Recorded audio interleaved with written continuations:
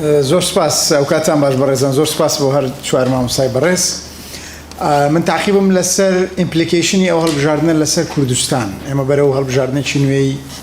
پەرلەمانی کوردستان دەچین لە ساڵی داهاتوو لێکەوتەکانی ئەو بایکۆتە باها بڵێن بایکۆتە سیاسی ئەوەی دکتۆر هیواناوی لێنا خەڵکی هۆشیار کە بەشداری نەکردووە و ئەوەی کە کاک دکتۆر فەرمووی بەشێکی زۆریشی ئەوەی بەشداریشی کردووە لە پێناوی ئەوەی تەزویر بە دەنگەکەی نەکرێ هاتووە دەنگەکەی خۆی سوتاندووە ئیمپلیکیشنی ئەوە لەسەر کوردستان چییە؟ طبعاً پێش ڕووداوەکانی تەمووز ئێمە ڕاپرسێکمان کرد بە دەقیقی 138 خەڵک لە سلێمانی بڕیارەندا و بەشداری هەڵبژاردن بکەن لە دهۆک 56 بوو لە هەولێر 46 بوو یعنی نیسبەکە ئێستا تەنیا لە دهۆک 102مان کەم کردو لە سلێمانیش 101 واتە جۆرێک ئاگایی هەبوو لەوەی کە نیسبەی بەشداریکردن لاواز دەبێت ئایا لە هەڵبژاردنەکانی پێشوو ئەو نیسبە بەرزە هەبوو یان بەس هۆکاری جۆرا و جۆر دەستکاری نەتائیج دەکرا واتە ملاحەزە لەسەر ئەوە هەیە کە دەنجی حیزبەکان کەمی کردویان زیادی کردووە جگە لە بزوتنەوەی گۆڕان کە وازەحە هیچ کورسێکی بەدەستنێنا ئەوی ڕەنگە بەهۆی مەسەلەی جۆری سیستمی ئینتیخابیەکە بێ واتە خۆی سەرنج لەسەر ئەوە هەیە ئایا لە هەڵبژاردنەکانی ڕابردوو ڕێژەی بەشداری خەڵک چەند بووە وایە حیزبەکان چەند دەنجی ڕاستەقینەی خەڵکیان هێناوە یەک لە لێکەوتەکانی ئەو نێگاتیڤ پۆلیتیکەل ئاپاتی هەردوو مامۆستای بەڕێز باسییان کرد کە لە کوردستان هەیە کە خەڵک پێی وایە بڕوا و نەڕوا وەکویەکە بڕوا و نەڕوا هیچ ناگۆڕێ بڕوا و نەڕوا هەر بارودۆخ وەکو خۆیەتی یەک لە لێکەوتە خراپەکانی ئەوەیە کە دکتۆر کامەران فەرمووی کە بەجددی قەزیەی ناوچە کوردستانەکانی دەرەوەی هەرێم قەزەی ناسنامە لە لای خەڵک چیتر قەزیە نییە بۆی حیزبە سیاسەکان بە ئیهتیمام و سیر ناکەن حیزبە سیاسەکان بەوعیەوە ئەو معاملە دەکەن چونکە معلوماتیان هەیە کە ئەوانە چیتر لە لای خەڵک قەزیە نین کە ئەمانە لە دوورمەودا ئێمە گەر چێشەمان لەسەرەوە نەبێ عێراق چی لێ دێ بەڵام لە دوورمەودا کاریگەری یەکجار خراپیان لەسەر ئەو کۆمەڵگایە دەبێت هیچ نەبێ خەڵک ئێرە بەهی خۆی نازانێ هیچ نەبێ خەڵک وەلای بۆ هیچ شتێک لە وڵاتە نییە تۆ دەی بۆ نمونە هەولێری پێیشان دەدەی ئەو دەڵێ بە من چی شەقامی 150 پێیشان دەی 120 پێیشان دەکسەر دەڵێ بە من چی ئەو جۆرە لاموبالاتە من نازانم هەتاکەی بە سلمی بەردەوام دەبێت بەڵام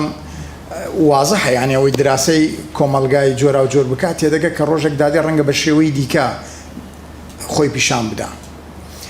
دەبێت بەجددی دراسی ئەوەی نێگاتیڤ پۆلیتیکەل ئاپاتی لە کوردستان بکرێت ئێمە حەقمان ئەگەر لە عێراقیش نەبێ بەڵام لە کوردستان لە سلێمانی وێڕای ئەوەی ڕووداوەکانی تەمووز ڕەنگە خەڵک پێی وابێ دەبووە هۆکاری ئەوەی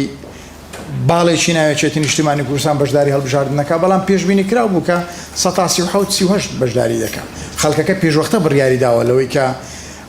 ئەگەر ئەو بۆ عێراق ڕاست بێت کە ئێمە توانین هەوڵماندا حیزبە سیاسەکان بە هەموو نەوعەیەک ڕەبتی بکەینەوە بە ناسنامەی نیشتیمانیەوە